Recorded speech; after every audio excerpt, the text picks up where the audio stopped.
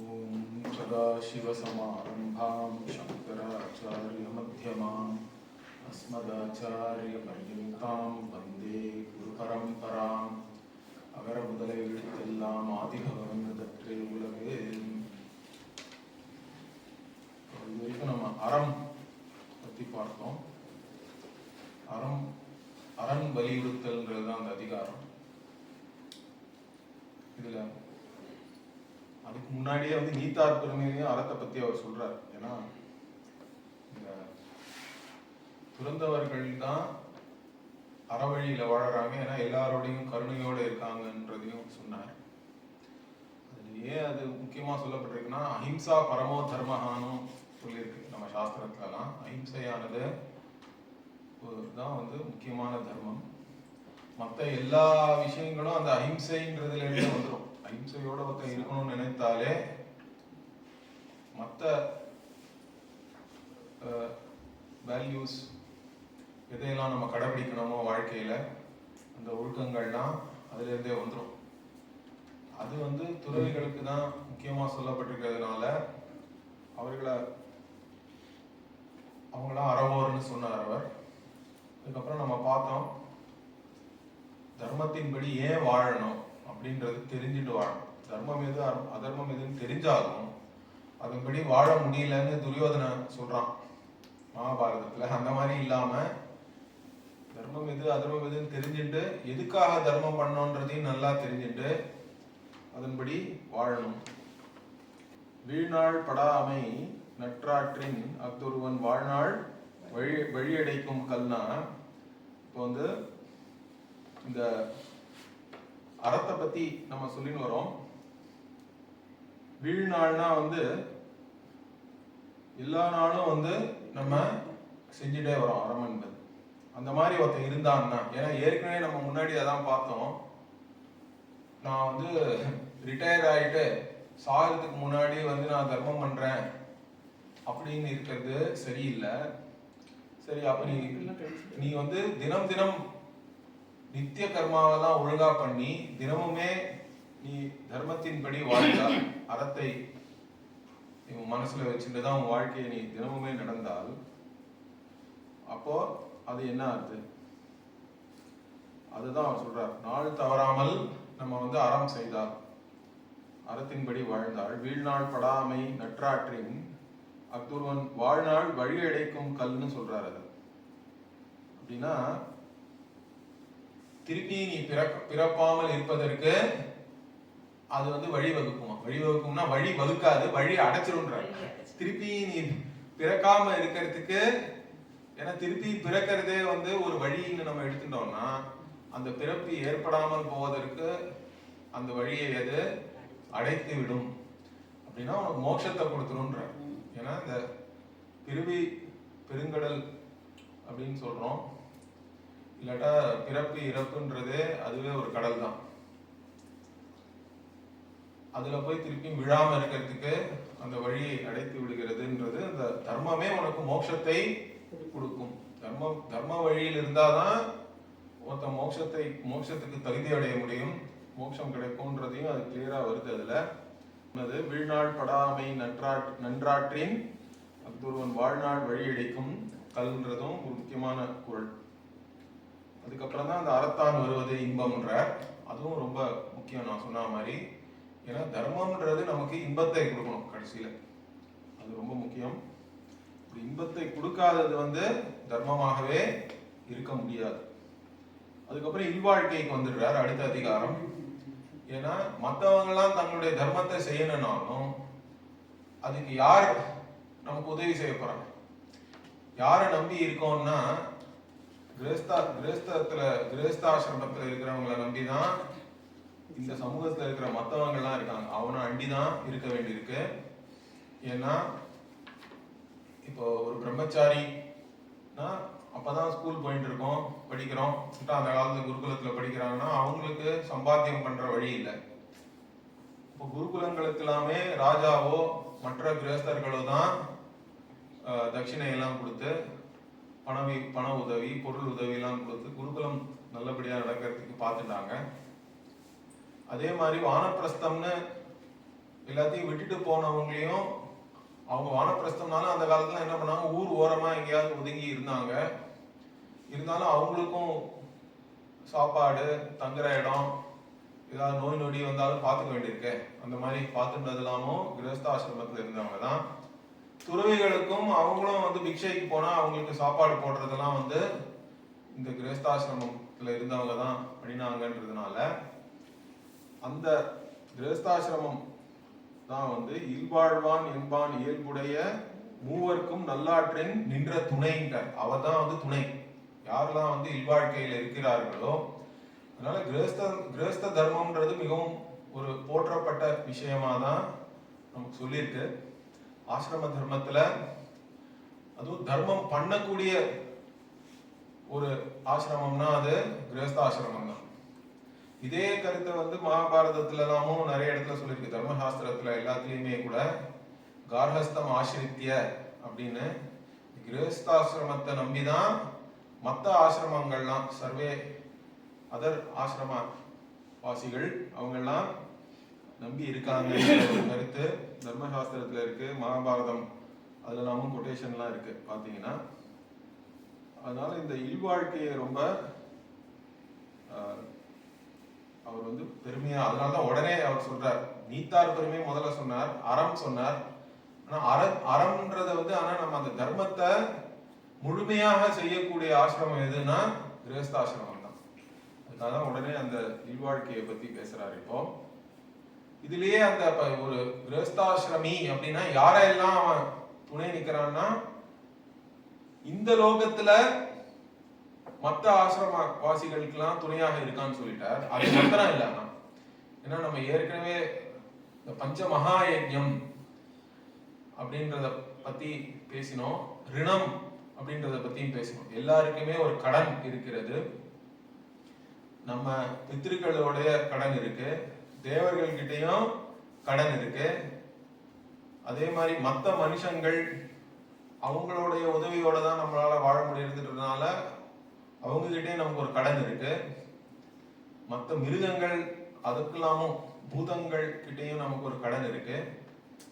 இதுக்கப்புறம் என்னையே நானும் பார்த்துக்கணும்.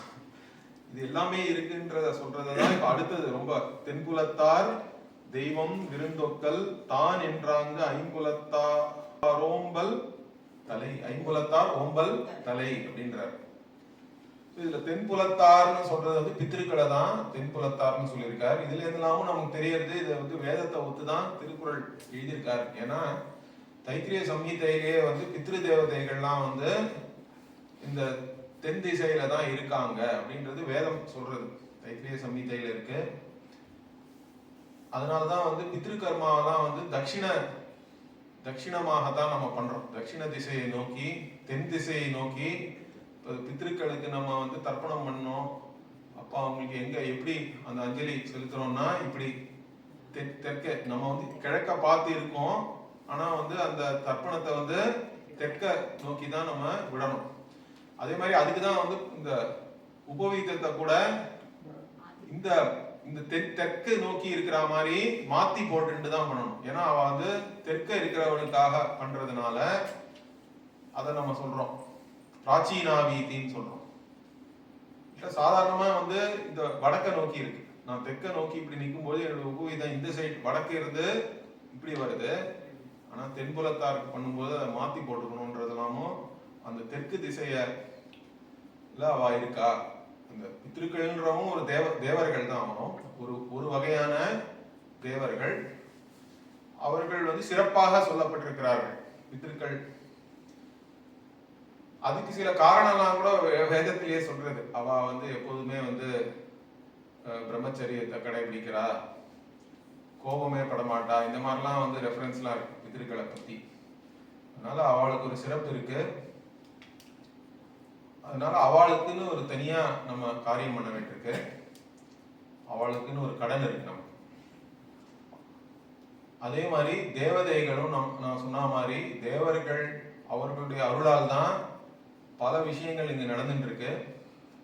வெளி உலகத்துல இருக்கட்டும், நம்ம உடம்புலயே இருக்கட்டும். ஏன்னா நம்ம என்ன, நம்மளுடைய சாஸ்திரம் என்ன சொல்றது, நம்ம உடம்புல இயங்குற ஒவ்வொரு உறுப்புக்கும் அதிதேவதை இருக்குன்னு சொல்றோம். அந்த தேவதையினோட அருளால் தான் ஒவ்வொரு உறுப்பும் ஒவ்வொரு இந்திரியமும் வேலை செய்யறது. ஆதித்ய தேவதையினுடைய அருளால் தான் கண் பார்க்கறது, அக்னி தேவதையினுடைய அருளால் தான் வாய் பேசுறது.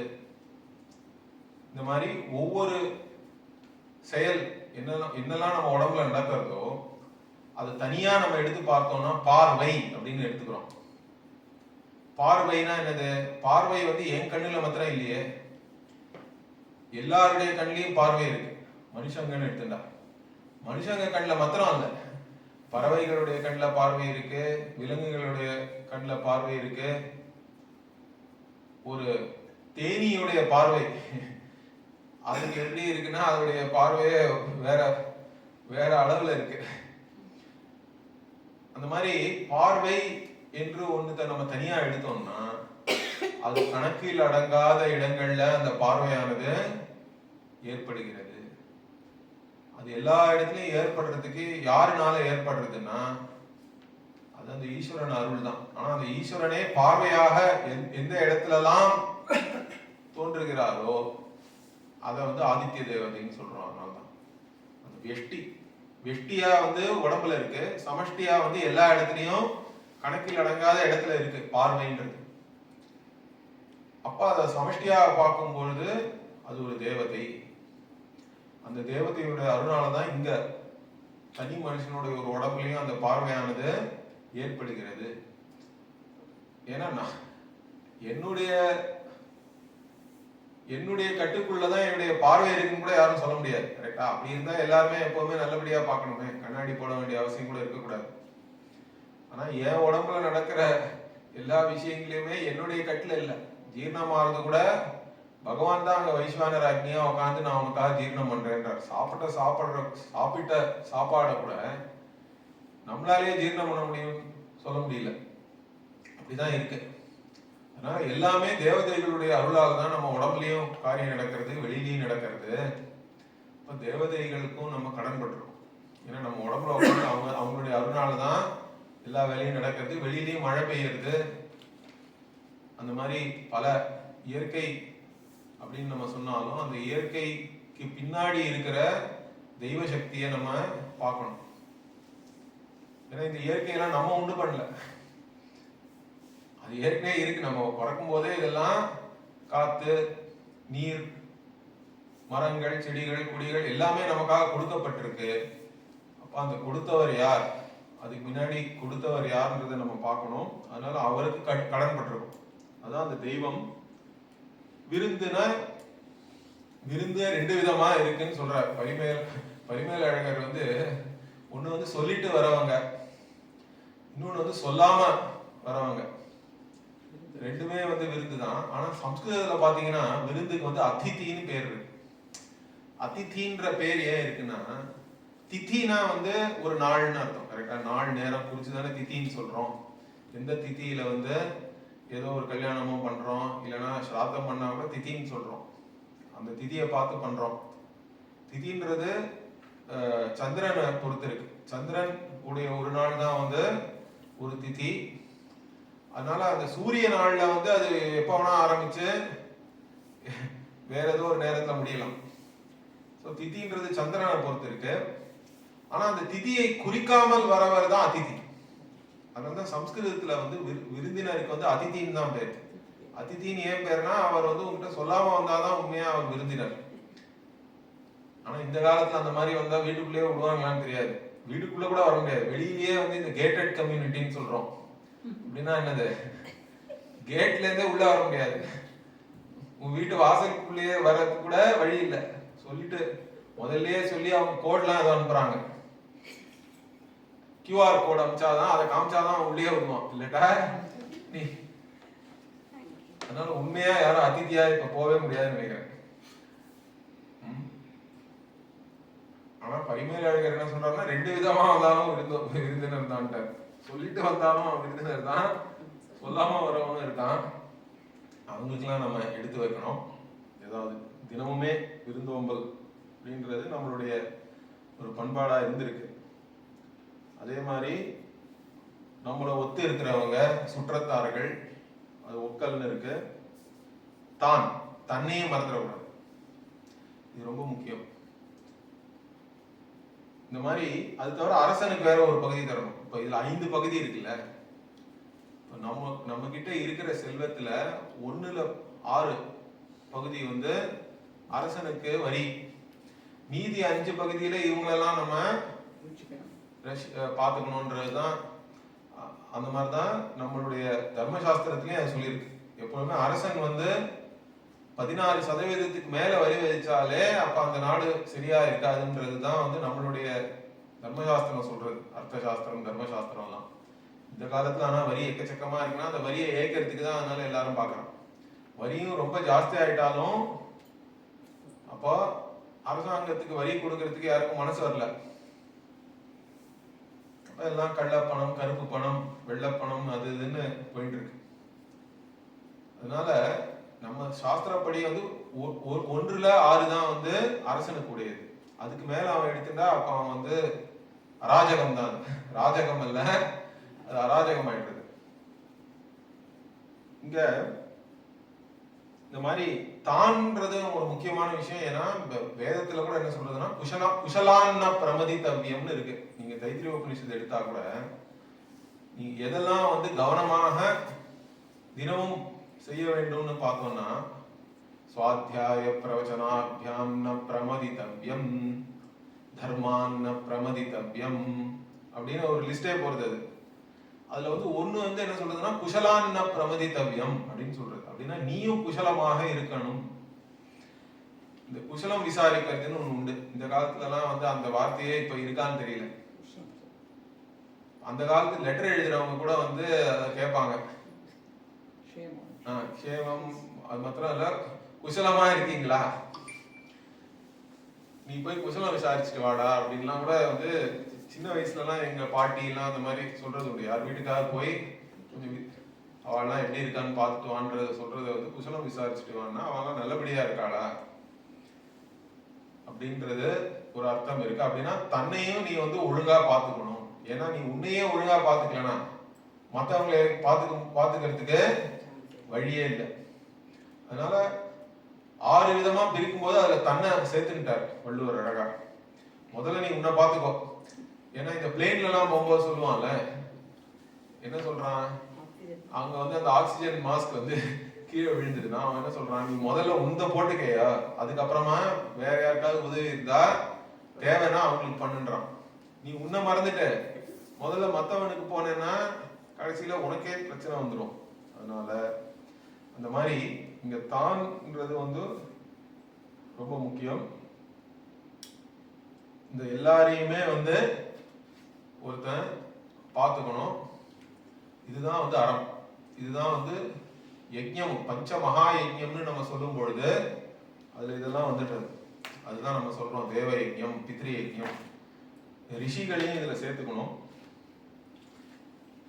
ரிஷிகள், அப்புறம் அதிதி, சுற்றத்தார்லாம் ஒண்ணு. அதை பூத யஜ்ஞம்னு சொல்லிடும். மனுஷ யஜ்ஞம், பூத யஜ்ஞம். சுற்றத்தாரை வந்து பூதமா எடுத்துக்கலாம், விருந்துன்றத அதிதி இல்லட்டா மனுஷ யஜ்ஞம்னு எடுத்துக்கலாம். இந்த மாதிரி இந்த பஞ்ச மகா யஜ்ஞம் அப்படின்றது தினமுமே நம்ம பண்ண வேண்டிய ஒரு விஷயம். அது வந்து நம்ம சனாதன தர்மத்துல முக்கியமான ஒரு விஷயம். அது எப்படி பண்றோன்றது வேறுபடலாம். ஒவ்வொரு இடத்துல தேச காலம்லாம் வேற இருக்கு. காக்காவுக்கு சாதம் வைக்கிறது கூட நம்ம அது ஒரு விதத்துல பித்ருக்கர்மா மாதிரி பண்றோம் சில பேர்லாம். ஏன்னா வந்து பித்ருக்கள் தான் காக்கா வடிவாக வந்து சாப்பிட்றாங்க. இல்லாட்டா அதை பூத யஜ்ஞமாகவும் பண்ணலாம். இப்ப நார்த் இந்தியாவுக்குலாம் போனீங்கன்னா முதல்ல 2 சப்பாத்தியோ ரொட்டியோ பண்ணிட்டு அதை எடுத்துன்னு போய் வாசல்ல போய் மாட்டுக்கு கொடுத்துட்டு வருவாங்க. அந்த மாதிரி ஒரு வழக்கம் வந்து உண்டு. வடக்குல போனீங்கன்னா நிறைய பேர் வீட்டுல முதல்ல இட்ட அந்த ரோட்டிய அவங்க சாப்பிட மாட்டாங்க.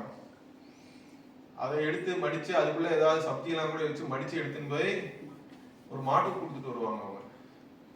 இந்த மாதிரி வழக்கங்கள்லாம் அங்கங்க ஒவ்வொரு இடத்துல ஒவ்வொரு மாதிரி இருக்கு இதெல்லாம். ஆனா இவ எல்லாரையும் நம்ம பார்த்துக்கணும். இல்வாழ்க்கையில இருக்கோம்னா இந்த பஞ்ச மகா யஜ்ஞம்ன்றது ரொம்பவும் முக்கியம். அடுத்தது வந்து அன்பும் அறனும் உடைத்தாயின் இல்வாழ்க்கை பண்பும் பயனும் அது. அப்படின்னா இல்வாழ்க்கைன்றதே எதுக்காக இருக்குன்னா தர்மம் பண்றதுக்கு தான். அதுதான் அந்த அன்பும் அறனும் இது ரெண்டுமே முக்கியம். அன்புன்றது உன்னுடைய பக்குவத்தை குறிக்கிறது. அறமும் செய்ய வேண்டும். அன்போடு அறம் செய்யதான் வந்து இல்வாழ்க்கைன்றது இருக்கே தவிர அதுக்கு வேற எந்த பயனும் இல்லை. அதுதான் அதனுடைய இயல்பு. இல்வாழ்க்கையினுடைய இயல்பு வந்து அன்போடவும் அறமோடவும் இருக்கணும்னா அதனாலதான் தர்ம பத்தினின்னு வேற சொல்றோம். கல்யாணம் பண்ணிக்கும் பொழுது பத்னின்னு ஒரு வார்த்தை இருக்கு. இந்த பத்னின்ற வார்த்தை வந்து சம்ஸ்கிருத இலக்கணப்படி ரொம்பவும் ஒரு விசேஷமான வார்த்தை. ஏன்னா சம்ஸ்கிருதத்துல வந்து நிறைய வார்த்தைகள் இருக்கு. தாரா அந்த மாதிரிலாம். மனைவி அப்படின்னு சொன்னோம்னா அதுக்கு பல விதமான வார்த்தைகள் இருக்கு. ஆனா அதுல ஒரு வார்த்தை வந்து பத்னி. அதை பத்தி பாணினி வந்து ஒரு சூத்திரமே எழுதியிருக்காரு. பத்யுர்னோ யஜ்ஞ சம்யோகே அப்படின்னு. இந்த பத்துன்ற தாத்துவோட இந்த நகாரா வந்து அப்புறம் நீனா வருது பத்னி. அந்த ந எந்த அர்த்தத்துல வருதுன்னு அவர் சொல்றாரு. பத்துன்ற தாத்து அதுக்கு வந்து அந்த இன்னுன்ற அந்த விகுதி எந்த அர்த்தத்துல வருதுன்னா யஜ்ஞ சம்யோகேன்னு சொல்றாரு. யஜ்ஞத்தோட நீ சேர்றதுக்காக யஜ்ஞாய சம்யோகே அப்படின்னு ஒரு அர்த்தம் இருக்கு. அப்படின்னா என்ன, யாரு வந்து கல்யாணம் பண்ணிட்டு இருக்கானோ அவன் தான் வந்து யஜ்ஞங்கள்லாம் பண்ண முடியும்னு இருக்கு சாஸ்திரத்துல. யஜ்ஞம் பண்றதுக்கான தகுதி பிரம்மச்சாரி வரும்னா சமிதாதானம் ஒண்டிதான் பண்ண முடியும். மற்ற அக்னி காரியம் எல்லாம் பண்றதுக்கு பிரம்மச்சாரிக்கு தகுதி இல்லை. வானப்பிரஸ்தானா அவன் இதெல்லாம் விட்டுட்டு ஏதோ மினிமம் மற்றபடி உபாசனா அப்படின்லாம் போயிடுறான். கிரகஸ்தாசிரமத்துல ஒருத்தன் யஜ்ஞம் எல்லாம் பண்ணோம்னா பத்னி இருக்கணும். பத்னி வந்து அந்த தர்பையெல்லாம் வச்சுட்டு தோல்ல பிடிச்சிட்டாதான் அது வந்து அந்த அனுமதியோட தான் பண்ண முடியும்ன்றது இருக்கு. ரெண்டு பேரும் சேர்ந்து தான் பண்ணணும்னு இருக்கு. அதனால யஜ்ஞம் பண்றதுக்காக யார நீ கல்யாணம் பண்ணிக்கிறியோ அவதான் வந்து பத்னி. அது மாத்திரம் இல்ல, யஜ்ஞேன சம்யோகான்னு அதை எடுத்துக்கலாம். யஜ்ஞம் வளர்த்து அக்னி சாட்சியாக யார நீ திருமணம் செய்து கொள்கிறாயோ அவதான் வந்து பத்னி. மற்றவாள்லாம் இந்த கந்தர்வ விவாகம் அது பல விதமான விவாகம்லாம் சொல்லியிருக்கு தர்மசாஸ்திரத்துல. அவள்லாம் ஆனா பத்னின்னு சொல்ல முடியாது. பத்னின்ற வார்த்தை இருந்தா நீ இந்த மாதிரி யஜ்ஞம் பண்ணி யார கல்யாணம் பண்ணிட்டியோ அது மாத்திரம் இல்ல, யஜ்ஞத்திற்காக யஜ்ஞம் பண்ணுவதற்காகவும் யார நீ திருமணம் பண்ணிட்டியோ அவதான் பத்னி, தர்ம பத்னின்னு சொல்றோம். தர்மம் பண்றதுக்கு தான் கல்யாணம். எதுக்குன்னா காமத்துக்காக தான் கல்யாணம்ன்ற அளவுக்கு வந்துடுது இப்பெல்லாம். ஆனா நம்மளுடைய சாஸ்திரம் வந்து என்ன சொல்றது, தர்மத்துக்காக அன்பும் அறனும் அப்படின்னு சொல்லும் பொழுது நாம வந்து வளருவதற்கு தான். அன்பான ஒரு மனுஷனா நீ வளரணும், பக்குவப்படணும். அதுக்கு அறமும் செய்யணும் மனைவியோட சேர்ந்து. அப்படி இருந்தாதான் அந்த இல்வாழ்க்கை உனக்கு பயனாக ஆகியிருக்கிறது. ஏன்னா இல்வாழ்க்கைன்றது உன்னை வந்து மோட்சத்திற்கு தயார்படுத்தணும். அந்த ஒரு சுவாமி இருக்கார், இந்த சுவாமி விருத்தாத்மானந்தான். அவர் சொல்லுவார், வந்து யாரோ கேள்வி கேட்டாங்களாம், மேரேஜ் வந்து இஸ் அ வேர்ட் ஆர் சென்டென்ஸ்னு கேட்டாங்க. மொத்தம் வந்து அவர் அதுக்கு பதில் சொல்றாரு, வந்து மேரேஜ் வந்து உனக்கு எமோஷனல் மெச்சூரிட்டிலாம் இருந்ததுன்னா it can become a meaningful word, otherwise it will become a life long sentence. அதனால இந்த மாதிரி மேரேஜ் வந்து உனக்கு மீனிங்ஃபுல் வேர்டா இருந்தா இல்லடா லைஃப் லாங் சென்டென்ஸா இருந்தான்றது எப்படி தெரியும்னா அதுக்கு வந்து அது நீ எதுக்காக நீ முதல்ல கல்யாணம் பண்ணிக்கிறன்றதுலயும் கிளாரிட்டி இருக்கணும். அப்புறம் அதுல இருந்து நம்ம எப்படி பக்குவப்பட்டு நம்மளுடைய வளர்ச்சிக்காக எமோஷனல் குரோத்ன்னு நம்ம சொல்றோம், எமோஷனல் மெச்சூரிட்டி. அந்த மாதிரி மனசு பக்குவப்படுறதுன்னா அது இன்னொருத்தரோட இருந்து அந்த இல்வாழ்க்கையில பண்ண வேண்டியதெல்லாம் பண்ண வேண்டியது இருக்கு. இவ்வளவு விஷயங்கள் எல்லாரையும் பார்த்துட்டு பொறுப்போட இருந்தாதான் ஒரு பக்குவம் வரும். அதனால அதை வந்து அழகா அவர் சொல்லியிருக்கார். அடுத்ததும் அதுதான், வையத்துள் வாழ்வாங்கு வாழ்பவன் வானுரையும் தெய்வத்துள் வைக்கப்படும். இதுவும் வந்து இல்வாழ்க்கையை பத்தி தான் அவர் சொல்றார். அழகா இந்த எல்லாருடையும் நீங்க தேவர்கள் கிட்ட நீ வந்து அவர்களை மாதிரி தெய்வத்துள் வைக்கப்படும்னா தேவர்களுக்கு மத்தியில நீ இருப்பாய், தேவர்களை போல் நீ மதிக்கப்படுவாய்னு அர்த்தம். இங்க வந்து நீ உலகத்துல வந்து இல்வாழ்க்கையில் இருந்து அறத்தின்படி ஒழுங்கா முறையாக நீ வாழ்ந்தா அப்போ உன்னை வந்து தேவர்கள், அது மாத்திரம் இல்ல, இந்த வாழ்க்கை முடிந்த அப்புறமும் நீ செய்த புண்ணியம் உன்னை வந்து தேவலோகத்துக்கு எடுத்துன்னு போகன்றதும் இருக்கு. அது தவிர இங்கேயே வந்து உன்னை ஒரு தேவன் போல் உனக்கு ஒரு மதிப்பு கிடைக்கும் அப்படின்னு இந்த இல்வாழ்க்கை ரொம்ப முக்கியம். அடுத்தது வந்து வாழ்க்கை துணை நலம்னு ஒரு அதிகாரம். இது வந்து ஸ்திரீ தர்மம்னு நம்ம எடுத்துக்கணும். ஏன்னா இந்த வாழ்க்கை துணைன்றத வந்து இதுல ஒரு இது நான் ஏதோ படிச்சுட்டு இருந்தேன், ஒரு ஆய்வு கட்டுரை. அதுல ஒருத்தர் வந்து எழுதியிருக்கார், திருவள்ளுவர் வந்து எல்லாமே வந்து ஆண்களை தான் வந்து அட்ரஸ் பண்ணி எழுதியிருக்கார். எல்லாம் வந்து கடவுளை கூட பாத்தீங்கன்னா கடவுளை பத்தி அவர் சொல்லும்போது ஆதி பகவன், வேண்டுதல் வேண்டாமை, இலான் எல்லாமே வந்து ஆண் பாலாவே இருக்கு. வாளறிவன், என் குணத்தான், எது இருந்தாலும் நீங்க பாருங்க அதுல. சோ அப்ப வந்து அவர் என்ன, அவர் ஆண் ஆதிக்கமான ஒரு ஆளா அப்படின்லாம் ஒரு கேள்வி. அதுக்கு அவங்க என்னலாமோ, ஆனா அதுக்கு அவர் ஏதோ ஒரு பதில் சொல்றாரு. ஆனா அந்த மாதிரி கேட்கலாம். இந்த காலத்துல வந்து யாராவது திருக்குறளை ஆராய்ச்சி பண்ணி அந்த மாதிரி கேள்வி கேட்கறதுல ஒன்றும், கேள்வி கேட்கறதுக்கு ஒரு அவசரம் இருக்கு இங்க. ஆனா இனிமே ஸ்திரீ தர்மத்தையும் அவர் சொல்றார். அப்படி சொல்லும் பொழுது அது ரொம்பவும் பிரபலமான ஒண்ணு இருக்குல்ல, தெய்வம் தொழாள் கொழுனர் பெய்யன பெய்யும் மழைன்னு இருக்கு. சோ இது வந்து ஒரு பாதிவிரத்தியத்தை பத்தி சொல்றார் அவர். அதுல அந்த திருவள்ளுவர் கதையே வேற இருக்கு. அவ வந்து அவ கணத்துல வந்து தண்ணி எழுதிட்டு இருந்தா வாசுகி. திருவள்ளுவர் வந்து கூப்பிட்டாருன்னு அப்படியே அதை விட்டுட்டு ஓடினா. ஆனா அந்த அப்படியே நிக்கிறது, அந்த இது வந்து கீழே விழாம நிக்கிறதுனா, ஏன்னா அந்த காலத்துல தர்மம் வந்து 2 பேரும் சேர்ந்துதான் பண்ணணும். இருந்தாலும் வந்து யார் என்ன பண்ணணும்ன்றதுல வந்து அவ ஒரு வகுத்து வச்சிருந்தா. இது இந்த விஷயங்கள் வந்து ஸ்திரீகளுக்கு, இதெல்லாம் வந்து புருஷர்களுக்குன்ற ஒரு வகை இருந்தது. அதெல்லாம் இப்ப இருக்கக்கூடாதுன்னு நினைக்கிறாங்க சில பேர். இருந்தாலும் ஆனா என்ன கஷ்டம்னா, இப்ப எவ்வளவு இதுவா இருந்தாலும் சில விஷயங்கள்லாம் எல்லாமே இந்த சிருஷ்டின்னு வந்துட்டாலே பாகுபாடு இருக்கு, வேறுபாடு இருக்கு, ஏற்றத்தாழ்வு இருக்கு, இதெல்லாம் இருக்கு. இதெல்லாம் இல்லாம இதெல்லாம் இல்லவே இல்லைன்னு யாரும் சொல்லவே முடியாது. அதனால அந்த ஒரு உண்மையை உணர்ந்து நம்ம ஒரு சில விஷயங்கள்லாம் செஞ்சாதான் எல்லாருக்குமே நல்லது. அதெல்லாம் இல்லைன்னு நம்ம வந்து வீராப்பாக போனோம்னா அது வந்து எல்லாருக்குமே கஷ்டம்தான் வரும். இப்போ இதுல வந்து மகாபெரியவர்களாவும் நிறைய பேசியிருக்காரு இதை பத்தி. ஏன்னா இந்த நம்ம சாஸ்திரம் வந்து ஒரு விஷயத்துலதான் எல்லாருக்கும் வந்து அது வந்து சமமா இருக்குன்னு சொல்றது. என்னது? மோட்சம் என்பதை எல்லாரும் அடையணும். ஆனா அதுக்கு வழி வகுத்து கொடுத்திருக்கிறதுல வந்து எல்லாருக்கும் ஒரே வழி கிடையாது. எல்லாருடைய வழியும் ஒரே மாதிரி இருக்க முடியாது. ஆனா எல்லாருமே மோட்சத்தை அடைய வேண்டும். நீ அடைய வேண்டிய இடம் ஒன்றுதான், ஆனா வழியானது ஒவ்வொருத்தருக்கும் ஒவ்வொரு மாதிரி சொல்லியிருக்கு.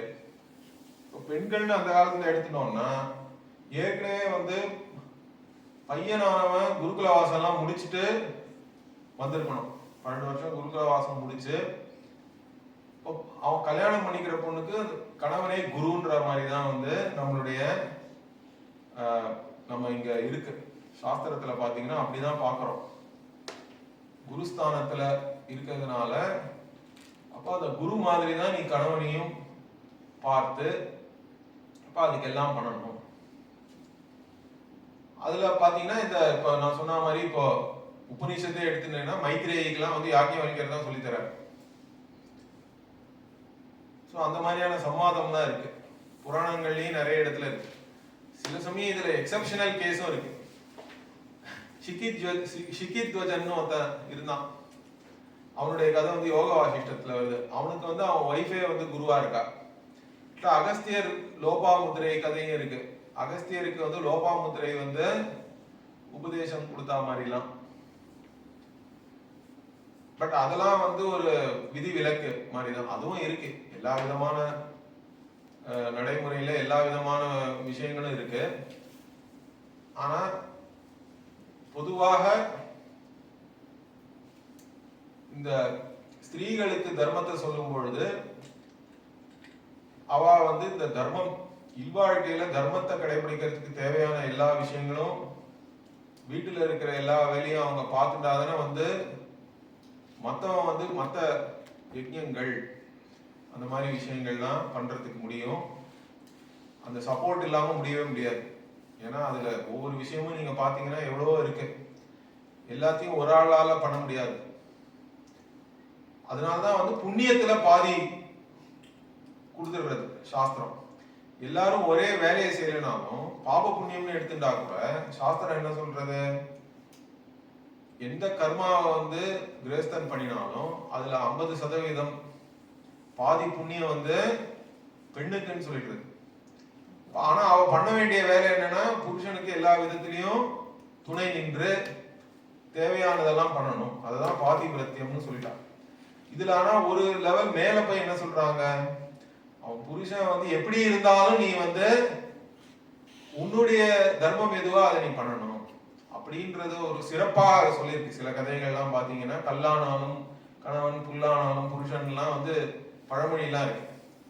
அது ஏன் சொல்லியிருக்குன்னா, யார் எப்படி இருந்தாலும் உன்னுடைய தர்மம் எதுவோ அதை நீ கடைபிடி, அதுதான் உனக்கு மேன்மை அப்படின்ற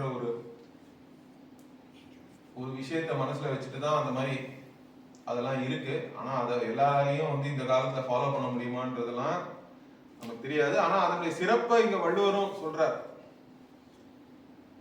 இந்த மாதிரி பதிவிரதையா இருக்கிறவளே, ஏன்னா பெண்களுக்கு வந்து ஆண்களுக்காக சொல்லப்பட்டிருக்கு எவ்வளவோ தர்மம் இருக்கு, நித்தியான்மிகம்னு டெய்லி நீ என்னெல்லாம் பண்ணணும்னு. பெண்களுக்கு என்ன சொல்லிட்டுன்னா, அவருக்கு துணையா இருந்து தேவையானதெல்லாம் நீ பண்ணு, அது பண்ணினாலே நீ வந்து நீ உனக்கு சொர்க்கம் கிடைச்சிரும்னு அந்த மாதிரி தர்மசாஸ்திரத்துல இருக்கு, புராணங்கள்லாமும் அது சொல்லியிருக்கு. அதனால அந்த மாதிரி இருக்கிறவாள் வந்து இங்கேயே ஆனா அவளுடைய சிறப்பு என்னன்றது தான் இங்க சொல்லியிருக்கு. இந்த குறள் வந்து இது ரொம்ப பாப்புலரான குறள், கரெக்டா? ஏன்னா தெய்வத்தையே வணங்காமல் கணவனையே வணங்கி இருப்பவள் அப்படின்னு அவர் சொல்றார். அந்த மாதிரி பதிவிரதையா இருக்கிறவ பெய்யென்றால் பெய்யும், மழைனா மழை கூட பெய்யும். தேவர்கள் மழைனா இந்த இடத்துல தேவர்கள் கூட அவருடைய வாக்குக்கு கட்டுப்பட்டு பண்ணணும். இந்த சத்யவான் சாவித்திரி எல்லாம் கூட கதையெல்லாம் இருக்கு அந்த மாதிரி. அதனால அது ஒன்று, ஒரு ஸ்திரீ தர்மத்திற்கு ஒரு குறள். இன்னொன்னு இருக்கு பாருங்க, சிறை காக்கும் காப்பவன் செய்யும் மகளிர் நிறை காக்கும் காப்பே தலை. அது தவிர பெண்கள் எல்லாம் அடக்கி ஒடுக்கி வைக்கணும்ன்ற மாதிரி எண்ணம்லாம் இருந்திருக்கு, இல்லைன்னு நம்ம சொல்ல முடியாது. ஆனா திருவள்ளுவர் என்ன சொல்றார், நீ வந்து ஒரு பெண்களை நீ உண்மையா காக்கணும்னு நினைச்சேன்னா, ஏன்னா மனுவிலையும் வந்து ஒரு சில ஸ்லோகம்லாம் இருக்கு, அதை வந்து இப்ப இருக்கிறவங்க வேற மாதிரி பாக்குறாங்க. ஏன்னா தர்மசாஸ்திரத்துல என்ன சொல்லியிருக்குன்னா, பெண்ணா வந்து அவள் காப்பாற்றப்பட வேண்டியவள் எப்பொழுதுமே அப்படின்னு ஒரு கருத்து இருக்கு. அப்போ அவ முதல்ல வந்து அப்பா அம்மா அவங்க காப்பாத்துறாங்க, அப்புறம் கணவன் காப்பாத்துறான், அதுக்கப்புறமாவும் குழந்தைகள்லாம் வந்து பார்த்துக்கணும். ஸோ யாராவது ஒருத்தர் வந்து அவளை காப்பாற்றணும், பார்த்துக்கணும். ஏன்னா அந்த காலத்துல பெண்கள் வந்து பொதுவா அவங்க வந்து இந்த எக்கனாமிக் ஆக்டிவிட்டில எல்லாம் ஈடுபடல, பொருள் சம்பாதிக்கிறது அந்த மாதிரி விஷயத்துல அவ நேரடியாக ஈடுபடாததுனால அவளை வந்து யாராவது எப்போதுமே பார்த்துக்கணும்ன்றது ஒரு நல்ல எண்ணம் தான். அப்போ அவங்கள காக்கணும்னா அதுக்காக நீ காவல்லாம் வச்சு காக்கணுமா, அவங்கள உடுக்கி அடக்கிலாம் வைக்கணும்னா அது சரியா வராது. அது இன்னும் சிறை வைக்கிற மாதிரி ஆயிடுறது இல்ல. அந்த மாதிரியான காவல். நீங்க வந்து வெளியிலிருந்து அவங்கள காக்கணும்ன்றத விட அவங்களுடைய பண்பு, அவங்களுக்குள்ளேயே இருக்கிற நிறை தான் வந்து ஒரு பெண்ணை வந்து காக்க முடியுமே தவிர, நீ சிறையெல்லாம் வச்சு அவங்கள காக்க முடியாது. அந்த நிறைனா என்னது? அவளே வந்து மனம் உவந்து ஒரு கணவனுக்கெல்லாம் துணையாக இருந்து பதிவிரதையாக இருந்து அந்த மாதிரி அவங்களுடைய தர்மத்தை உணர்ந்து அவங்க செய்யும் பொழுதுதான் அந்த மாதிரி இருக்கிறவங்க தானாவே அவங்களுக்கு காப்பு கிடைச்சிருன்றார். அவங்க வந்து காக்கப்பட்டவர்களாக தான் இருப்பார்கள். அந்த மாதிரி இருக்கிறது தான் சிறப்புன்றார். அதுதான் அந்த மாதிரி இருந்து அவங்க சிறப்பை பெறுவார்கள். ஸோ அவங்களுடைய ஸ்திரீ தர்மமே தான் அவங்களுக்கு காவல். ஸ்திரீக்கு வந்து எது காவல்னா அவங்களுடைய தர்மம் எது என்று தெரிந்து அந்த முறையில வாழறதுதான் அவங்களுக்கு காப்பு. மற்றதெல்லாம் வந்து காப்பாக இருக்க முடியாது. சரி, இதுக்கப்புறமா என்னது? பெற்றார் பெரின் பெருவர் பெண்டிர் பெருஞ்சிறப்பு புத்தேளிர் வாழும் உலகு. அதேதான் அவங்க சொல்றார். இந்த மாதிரி ஸ்திரீ தர்மத்தை பாதிவிரத்தியம்லாம் கடைபிடிச்சு எல்லாருடைய அன்பையும் பெறுகிற ஸ்திரீக்கள் வந்து அவங்களுக்கு என்ன நடக்கும்னா அதனுடைய பலன் நான் சொன்ன தர்மசாஸ்திரத்திலையும் சொல்லியிருக்கு, புராணங்கள் எல்லாமும் சொல்லியிருக்கு. என்ன சொல்லியிருக்கு? ஸ்திரீ தர்மத்தை கடைபிடிப்பதே அவங்களுக்கு வந்து சொர்க்கத்துக்கு போறதுக்கு வழிவகுக்கும். அதுவே அவங்களுக்கு புண்ணியத்தை தரும். ஏன்னா எந்த யஜ்ஞம் இந்த புருஷர்கள்லாம் செஞ்சாலும் அதனுடைய பாதி புண்ணியம் வந்து ஸ்திரீக்கு போய் சேர்றதுன்ட்டாங்க. இது மகாபெரியவர்லாம் கூட அந்த தெய்வத்தினுக்குள்ள என்ன சொல்லுவாருன்னா, அதனாலதான் உங்க இந்த கல்யாணமானவாலாம் அவளுடைய கணவன்மார்களை வந்து முதல்ல சந்தியாவந்தனாரிகள்லாம் பண்ண சொல்லணும். ஏன்னா அதுல 50% வந்து அவங்களுக்கு வந்து புண்ணியம் வர வேண்டியிருக்கு. அதனால நீங்க தான் வந்து அவளை பண்ண வைக்கணும் இதெல்லாம் அப்படின்லாம் அவர் பேசுறாரு ஒரு இடத்துல பாத்தீங்கன்னா. அதனால எல்லாரும் வந்து நான் வந்து அதை பண்றேன் அப்படின்னு வீம்பா இருக்கிறத விட்டுட்டு எல்லாரும் சேர்ந்து தர்மத்தை பண்ணி அதில் வர பயனை வந்து அடையிறதுதான் வந்து ஒரு என்ன சொல்றது அறிவோடு வாழற வாழ்க்கையை தான். பயனோட வாழற வாழ்க்கை, இல்லாட்டா வாழ்க்கையில ஒரு பயனே இல்லாம போயிடும். அதனால இந்த மாதிரி இருக்கிற ஸ்திரீகள் வந்து தேவலோகத்திலையும் போய், புத்தேள் உலகம்ன்றது தேவலோகத்தை தான் அவர் சொல்றாரு, சொர்க்கத்தை தான். அங்கேயும் போய் அவங்க வந்து ரொம்ப சிறப்பாக பெருஞ்சிறப்புன்ற பெரிய சிறப்போட இருப்பார்கள்ன்றது. இதுல இதுக்கு நிறைய கதையெல்லாமும் இருக்கு, புராண கதைகள் இதிகாசங்கள் எல்லாமும் நம்ம பார்க்கலாம். இந்த கருத்தானது திருக்குறள்ல இருக்கிற கருத்து வேறு அல்ல. இதெல்லாம் அதே கருத்தை தான் அவர் இங்கேயும் சொல்றார். அதுக்கு அடுத்தது வந்து மங்களம் என்ப மனைமாட்சி மற்றதன் நன்கலம் நன்மக்கட்டேறு அப்படின்னு. எது மங்களம்? மங்களம்ன்ற வார்த்தையும் பாருங்க, இதெல்லாமே சம்ஸ்கிருத வார்த்தை தான். எது மங்களம்? எது வந்து இல்வாழ்க்கைக்கு சிறப்பு அப்படின்னா அந்த பண்பாக இருக்கிற ஒரு மனைவி தான் வந்து ஒரு இல்லத்திற்கே மங்களம். அதே மாதிரி குழந்தைகளும் நல்ல குழந்தைகள் மக்கள் பேரு தான் வந்து மங்களம். நன்மக்கள் நன்கலம்ன்றார். அவர்கள் தான் வந்து ஒரு அணிகலன் மாதிரி. குழந்தையும் ரொம்ப முக்கியம். நம்மளுடைய தர்மசாஸ்திரத்திலையும் என்ன சொல்றோம், அடுத்த சந்ததியானவர் அடுத்த தலைமுறையை நம்ம உருவாக்கணும்ன்றது ரொம்ப முக்கியம். ஏன்னா இந்த பித்ருகர்மாலாம் இல்லாட்டா விட்டு போயிடும்னு வேற ஒரு அந்த மாதிரி ஒரு எண்ணமும் இருக்கு நமக்கு. அது தவிர இல்வாழ்க்கைனா குழந்தைகள்லாம் இருக்கணும். குழந்தை பேரு தான் வந்து இந்த கிரகஸ்தாசிரமத்திற்கு அது ஒரு அணிகலன் மாதிரி தான். நல்ல மனைவி மக்களோட இருக்கிறதுன்றது ரொம்ப முக்கியம். ஏன்னா இந்த காலத்துல அதுல வேற பிரச்சனை எல்லாம் வருது. இப்போ இன்ஃபேக்ட் நிறைய இப்ப நியூஸ்லாம் நம்ம என்ன பார்க்கறோம்னா, ஒரு சில தேசங்கள்ல இப்ப சவுத் கொரியால வந்து ஃபெர்டிலிட்டி ரேட்னு சொல்றாங்க. அதான் இப்போ இப்போ 100 பெண்கள் இருக்காங்கன்னா எவ்வளவு குழந்தைங்க பிறக்கிறாங்கன்னு பார்த்தாங்கன்னா 100க்கு கீழே போயிடுது, 1க்கு கீழே போயிடுது. ஃபெர்டிலிட்டி ரேட் வந்து 0.9 அந்த மாதிரிலாம் இருக்கு. அப்படின்னா அடுத்த தலைமுறையில வந்து இந்த இளமையா இருக்கிறவங்களே இல்லாம போயிடுறாங்க. உங்களுடைய ஜனத்தொகை வந்து குறைஞ்சிட்டே போற லெவலுக்கு வந்துடுது. ஜப்பான், கொரியா, ஏன்னா 2 இருக்கணும்னு சொல்றாங்க. 2 இருந்தாதான், 2க்கு மேலேயே இருக்கணும். அவங்க வந்து ஏதோ சொல்றாங்க 2.6 இருக்கணும் ஃபெர்டிலிட்டி ரேட்னா. என்ன, 2 பேர் கல்யாணம் பண்ணிட்டா 2 பேராவது இருக்கணும்ல அடுத்த தலைமுறையில. அது கூட இல்லைன்னா அப்ப ஜனத்தொகை வந்து குறைய ஆரம்பிச்சு. நம்ம நாட்டிலேயே வந்து கொஞ்ச நாள் முன்னாடிலாம் நிறைய கவர்மெண்ட் அட்வைஸ் பண்ணிட்டு இருந்தாங்க, நாம் இருவர் நமக்கு ஒருவர்ன்ற லெவலுக்கு போச்சு. இப்பெல்லாம் ஒன்றும் காணும், அதெல்லாம் நிறுத்திட்டாங்க. ஏன்னா பொருளாதார வல்லுநர்கள்லாம் கூட என்ன சொல்றாங்கன்னா, இப்ப நிறைய தேசத்துல எல்லாம் என்ன பிரச்சனை, எல்லாம் ரிட்டையர் ஆனவங்க தான் நிறைய பேர் இருக்கான். அப்ப அவங்களாம் வந்து வேலை செஞ்சு செல்வத்தை எல்லாம் சேர்க்கறதுக்கு முடியாத ஆட்களா இருக்காங்க. அவங்களுக்காக வேலை செஞ்சு வரி கட்டுறவங்க பாத்தீங்கன்னா குறைஞ்சுட்டே போனா அரசாங்கம் எப்படி நடக்க முடியும்? அரசாங்கத்தினால அரசாங்கமே திவாலார ஒரு சூழ்நிலையெல்லாம் ஏற்படுறது. அதனால குழந்தைய பெத்துக்கிறதே வந்து முடியாது, நான் வந்து வேலைக்கு தான் போவேன், அந்த மாதிரிலாமும் இருந்தாலும் கஷ்டம்.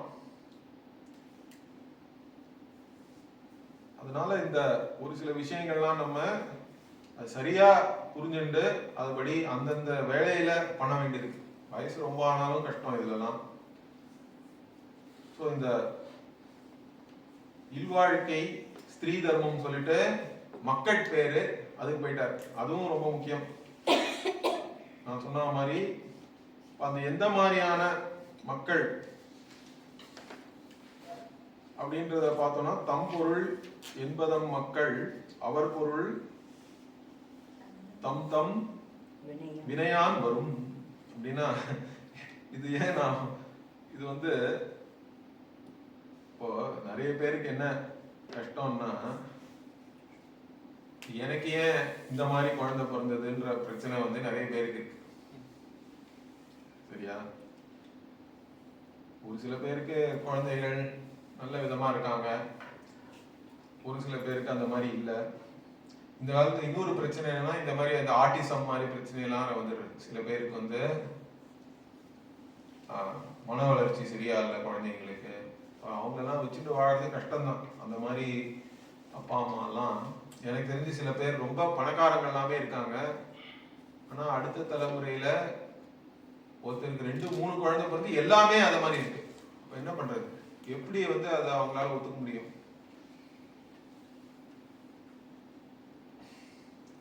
அப்படி பார்த்தோம்னா அதுக்குதான் வேற வழி.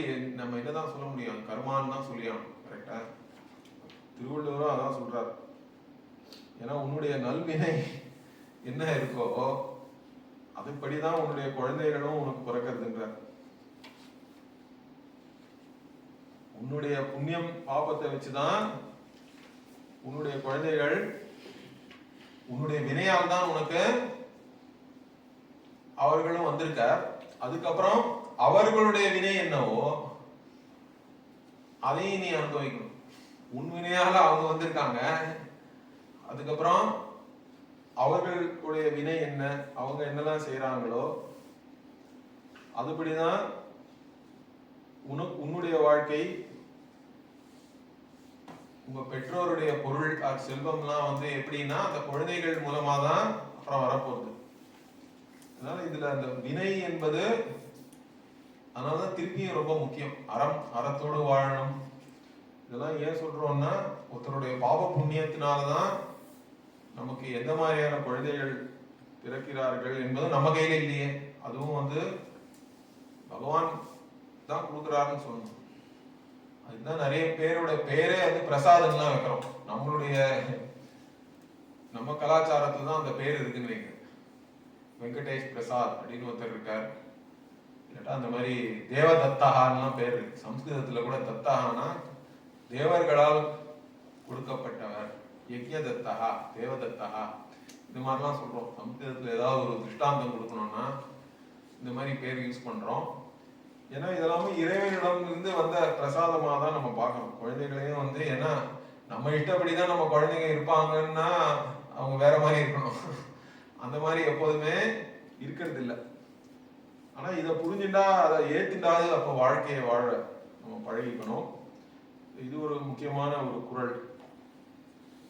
திருவள்ளுவர் வந்து இந்த இடத்துல குழந்தைகளை பத்தி சொல்றார். அது தவிர என்ன, குழந்தைகளிடம் நமக்கு என்ன கடமை இருக்கிறது அப்படின்றதையும் அவர் சொல்றார். தந்தை மகர் காற்றும் நன்றி அவையத்து முந்தி இருப்ப செயல்றார். இது ஆனா நம்ம கலாச்சாரத்துல இருக்கு.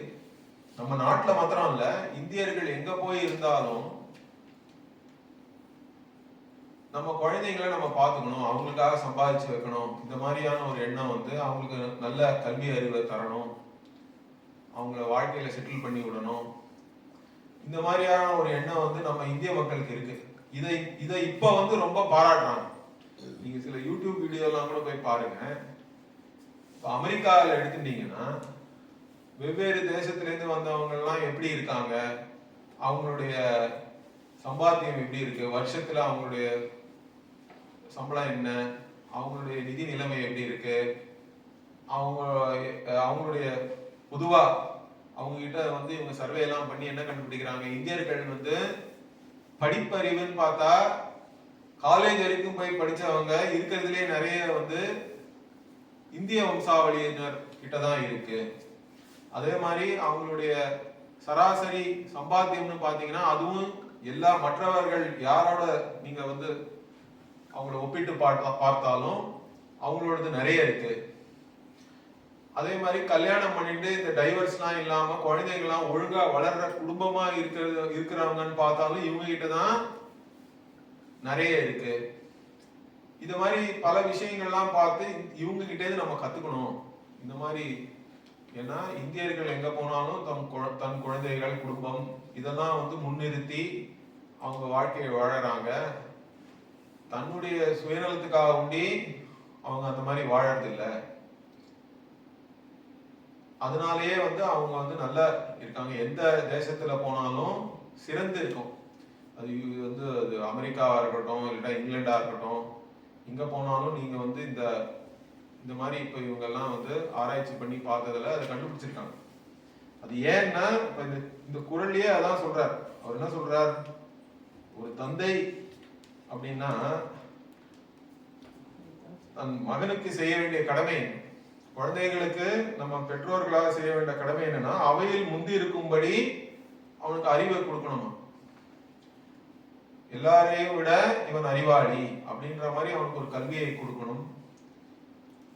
இந்த கல்வி என்பது மிகவும் ஒரு போற்றப்பட்ட ஒன்று.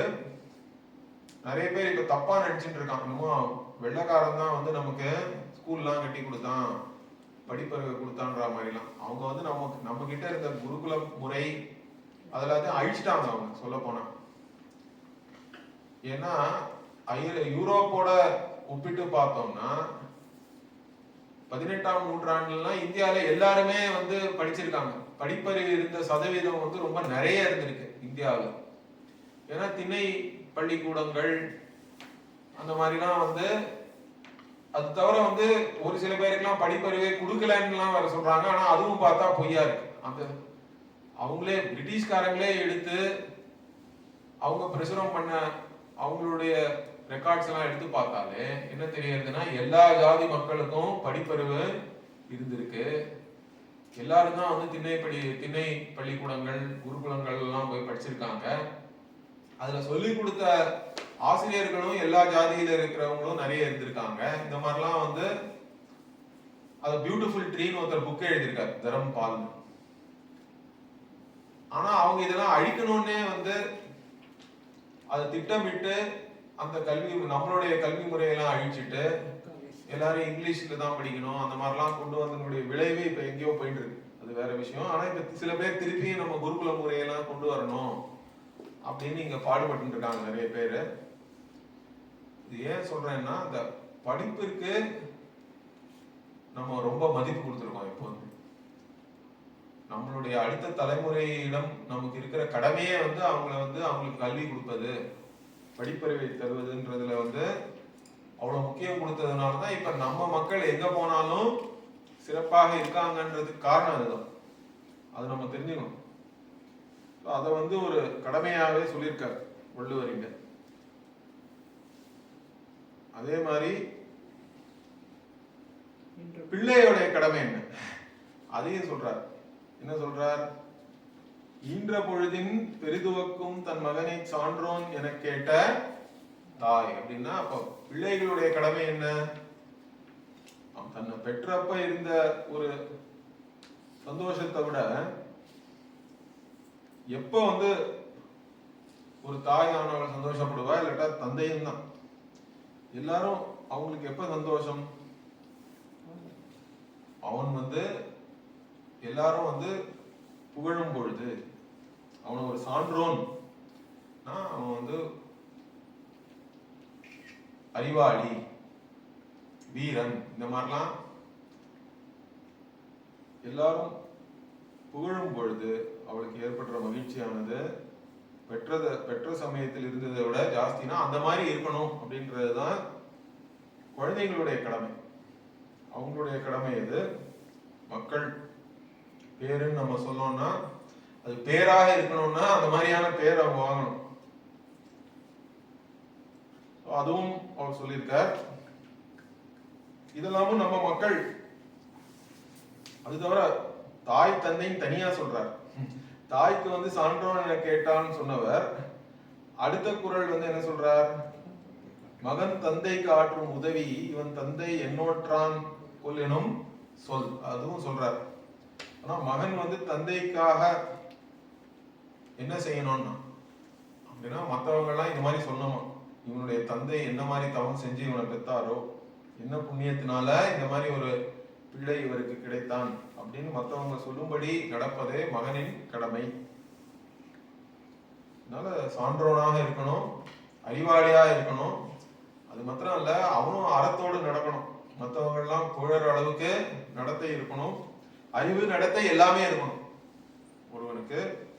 அதுதான் தந்தைக்கு மகன் ஆற்றும் கடமை அப்படின்னு மக்கட்பேறு முடிஞ்சு அடுத்த அதிகாரம் என்னது? அன்புடைமை. அன்பு அன்பு என்பது ரொம்பவே இவர் அன்பை பற்றி அன்பும் அறனும் தான் இல்வாழ்க்கைக்கு பயன்னு சொல்லிட்டார் ஏற்கனவே. அதனால அது அடுத்த அதிகாரம் அன்புக்கு போறார். அன்பாக ஒருத்தர் இருக்கணும்ன்றதுதான். அப்போ ஒரு பக்குவப்பட்ட ஆள். அன்பாக இருக்கிறவங்க தான் வேதாந்தம் படிக்கிறதுக்கு மோட்சத்திற்கும் தகுதி அடையணும்னா ஒருத்தர் அன்பாக இருக்க பழகணும், அன்பாக இருக்கணும். அத முதல்லயே சொல்லிட்டார். அன்பிலார் எல்லாம் தமக்குரியர், அன்புடையார் என்பும் உரியர் பிறர்க்கு. அன்பாக இருக்கிறதுனா என்ன? மற்றவங்களெல்லாம் நம்ம அனுசரிச்சு போகணும்.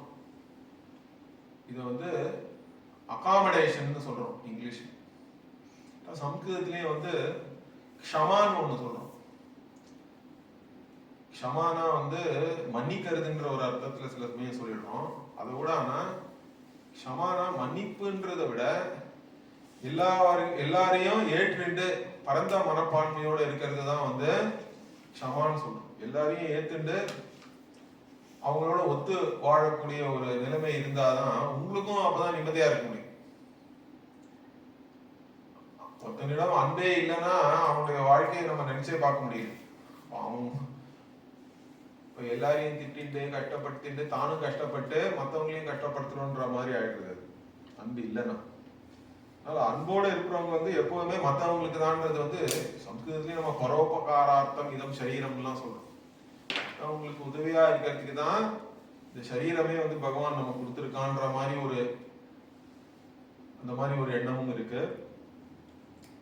அதனால அது அந்த பஞ்சமகா யஜ்ஞத்திலையும் வந்துடுறது. ஆனா பாத்தீங்கன்னா, ஏன்னா இந்த மத்தவங்கன்னா வெறும்னா நம்ம குடும்பத்தை சேர்ந்தவங்கன்னு இல்லை, நம்ம திருப்பியும் அந்த தென்புலத்தாரெல்லாம் அவர் சொல்லியிருக்காரு. அதுல இருந்து என்ன தெரியுது? ஒருத்தன் வந்து நம்ம பித்திருக்களையும் பார்த்துக்கணும், தேவர்களையும் பார்த்துக்கணும், விருந்தாளிகளா வரவங்களை பார்த்துக்கணும், நாடு அதை பத்தி இல்லாமல் நினைக்கணும். மற்ற மனிதர்கள் சுற்றத்தார்னும் பொழுது நம்மளுடைய குலம், கம்யூனிட்டின்னு சொல்றோம், அதெல்லாமும் ஒருத்த மனசுல வச்சுட்டு இது எல்லாத்துக்கும் நல்ல விதமா நடந்துட்டு எல்லாரோடையும் அன்போட இருக்கணும்னா, சில சமயம் இந்த அன்பு வரலையேன்றான் ஒருத்தன் வந்து. அப்ப என்ன பண்றதுன்னா, இது வந்து இந்த கீதையிலையும் வந்து இந்த அமானித்வாதி, அமானித்துவம் அதம்பித்துவம்னு 13வது அத்தியாயத்துல சொல்றார். ஒரு ஞானம் யாருக்கு வேணுமோ அவன் இந்த மாதிரியான விஷயங்கள்லாம் வந்து வளர்த்துக்கணுன்றதுக்காக அமானித்துவம், அதம்பித்தம், அஹிம்சா, சாந்தி, ராஜவம், ஆச்சாரியோபாசனம், சௌச்சம்னு ஒண்ணு சொல்றாரு. ஸோ மனசு சுத்தமா இருக்கணும். சௌச்சம்னா வந்து வெளியிலயும் சுத்தமா இருக்கணும். வெளியில பகிரங்க அந்தரங்கம்னு ரெண்டா சொல்றாரு பாஷைக்காரங்க. வெளியில சுத்தமா இருக்கிறதுனா நீ குளிச்சு அந்த மாதிரி எல்லாம் சுத்தமா வச்சுக்கிறது, வீட்டை சுத்தமா வச்சுக்கிறது, அதுவும் ஒரு முக்கியமான விஷயம். ஆனா உள்ளுக்குள்ள நீ சுத்தமா இருக்கணும்னா எப்படின்னா, அப்போ பிரதிபக்ஷ பாவனையை நீ வளர்த்துக்கணும்ன்ற. சுத்தம் இல்லாத எண்ணங்கள் வந்தாலும் சில எண்ணங்கள் எல்லாம் நம்ம அழுக்குன்னு சொல்றோம். எண்ணம் வருவது வந்து நம்ம கையில இல்ல, அது ஏதோ ஒரு சம்ஸ்காரத்துல இருந்து வருது, இல்லாட்டா பூர்வ சம்ஸ்காரம்னு சொல்றோம். அதான் முன்னாடியே என்ன மனசுக்குள்ள போயிருக்கோ, இல்லட்டா மற்ற ஜென்மத்துல கூட இருக்கலாம். இந்த ஜென்மத்துல உள்ள போனதுன்னு மாத்திரம் இல்ல, பூர்வ ஜென்ம சம்ஸ்காரங்களும் இப்ப வரலாம். மனசுல என்னெல்லாமோ எண்ணங்கள் வருது, அது எல்லாமே வந்து ஒரு சிலது அழுக்குன்னாலும் அதோடையே நம்ம நடத்தைய வந்து அந்த எண்ணத்தை வந்து நம்ம நடத்தை வரைக்கும் கொண்டு வந்தோம்னா தான் பிரச்சனை. அந்த எண்ணங்களை மீறியும் நான் வந்து சரியா இருக்கணும்னா, ஒண்ணு வந்து நான் எண்ணியபடி நடப்பதுன்றது ஒண்ணு. ஆனா என்னுடைய எண்ணமே சரியில்லைன்னா அப்ப நான் எப்படி எண்ணியபடி நடக்க முடியும்? இப்ப எண்ணத்தை மாத்திக்கணும்னா என்ன பண்றதுன்னா, நீ பிரதிபக்ஷ பாவனை பண்ணுன்றார். அப்படின்னா என்ன? என்னுடைய குருவும் சுவாமிஜி என்ன சொல்லுவாருன்னா, உனக்கு யார் மேலேயோ ஏதோ வெறுப்பா இருக்குன்னு வச்சுப்போம், அன்பு இல்லை. எப்படி அன்பை எப்படி வளர்த்துக்கிறதுன்னா, அன்பா இருக்கிற மாதிரி ஏதாவது காரியத்தை செய்கின்றார். உன்னுடைய நடத்தைய வந்து முதல்ல அன்பா இருக்கிறவன் எப்படி நடந்துப்பானோ அந்த மாதிரி நட. அதே மாதிரி நீ நடந்துட்டு இருந்தா அந்த அன்பு உனக்கு தானே. அந்த பிரதிபக்ஷ பாவனைன்றது அதுதான். ஃபேக் இட் அண்ட் மேக் இட்னு சொல்லுவார் சுவாமிஜி வந்து. அன்பு இல்லைன்னா கூட அன்பு இருக்கிற, அதுதான் வந்து இப்ப அந்த காலத்துல எதுவா இருந்தாலும் வெளியே கொண்டு வரணுமே. நான் வந்து உங்ககிட்ட ரொம்ப அன்பா இருக்கேன், ஆனா ஒண்ணுமே செய்யறது இல்லை அப்படின்னாலும் யாரும் ஒத்துக்க மாட்டாங்க. எனக்கு வந்து இன்னைக்கு பிறந்த நாள்னா நீ ஏன் எனக்கு கார்டு கொடுக்கல, இல்லட்டா எனக்கு ஏன் வந்து ஏதாவது கொடுக்கலன்ற ஒரு எண்ணம்லாம் வருது. ஏதாவது நம்ம பண்ணினாதானே அவனுக்கு வந்து அன்பு இருக்கா இல்லையான்னு தெரியறது. வெளியில வந்து அது வெளிப்படணும். சரி, ஆனா அவனுக்கு அன்பு இல்லைனாலும் அன்பு இருக்கிறவன் வந்து எப்படி அன்பை வெளிக்காட்டுறானோ அந்த மாதிரி நடந்துக்கோ. அப்ப அதுக்கு பேர் பிரதிபக்ஷ பாவனைன்னு சொல்றோம் சம்ஸ்கிருதத்துல. பிரதிபட்சமா ஒரு பாவனையை வந்து உனக்கு உண்டு பண்றதுக்காக அதுக்கு தேவையான, அதுக்கு ஏத்த மாதிரி நீ உன் நடத்தையை முதல்ல பண்ணு. நீ அந்த மாதிரி நடந்துட்டே இருந்தாலே உன்னுடைய பாவனையும் அதுக்கு ஏற்றபடி மாறிடும் அப்படின்னு ஒரு சாஸ்திரத்திலே அது இருக்கு. பாஷ்யக்காரர் வந்து அதை சொல்றார். அதனால அன்பு இல்லைனாலும் அன்பை வளர்த்துக்கணும், அது வந்து ரொம்ப முக்கியம். அடுத்த குறள் அதுவும் வரும், நம்ம 77 தான்.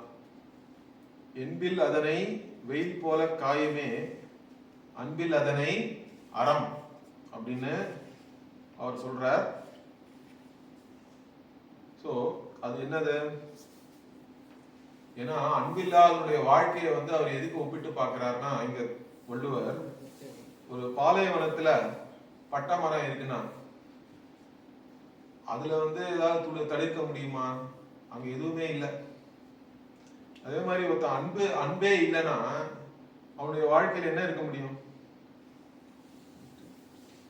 ஏன்னா அந்த மாதிரி அன்பில்லாதவன் இன்னொன்னு சொல்றார். அன்பில்லாதவன் வந்து இன்னொன்னுக்கு ஒப்பிட்டு பார்ப்போம். என்ன சொல்றார்?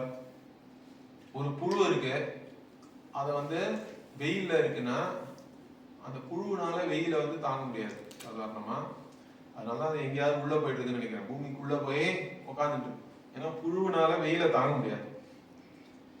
ஸோ எலும்பு இல்லாத ஒரு புழு வந்து அது எப்படி வெயில் வந்து அதை வாட்டுமோ, அந்த மாதிரி அன்பு இல்லாதவர்கள்னா வந்து அவங்கள யார் வாட்டுறாங்கன்னா அறம் வாட்டுன்றார், தர்மம். ஏன்னா அன்பு இல்லாதவன் வந்து தர்மமாகவும் இருக்க முடியாதுன்றது இதுல முக்கியம். ஏன்னா நீ ஒரு தர்மமான வாழ்க்கையை வாழணும்னா அதுக்கு முதல்ல அன்பு இருக்கணும், மற்றவங்களெல்லாம் வந்து நம்ம அனுசரிச்சு போக தெரியணும், எல்லாரையும் ஒன்று சேர்த்துன்னு போனாதான் அது வந்து தர்மமான வாழ்க்கை. இப்படி அன்பில்லாதவன் வந்து அதர்மம் தான் பண்ணுவான். அப்ப அந்த அந்த தர்மமே வந்து அவனை வாட்டும்னா அவனுக்கு பாபம் சேரும். அதனால திருப்பியும் கஷ்டமான ஒரு துக்கமான வாழ்க்கை தான் அவனுக்கு வரும். அதனால தர்மமாக யார் இருக்கணும்னு நினைக்கிறாங்களோ அவங்க அன்பில்லாமல் இருக்கவே முடியாது. அடுத்தது விருந்தோம்பல் இருக்கு, அது நம்ம அப்புறம் பார்ப்போம். ஓம் பூர்ணமத பூர்ணமிதம் பூர்ணாத் பூர்ணமுதச்யதே பூர்ணஸ்ய பூர்ணமாதாய பூர்ணமேவாவசிஷ்யதே. ஓம் சாந்தி சாந்தி சாந்தி. ஹரி ஓம் ஸ்ரீ குருभ्यो நமः. ஹரி ஓம்.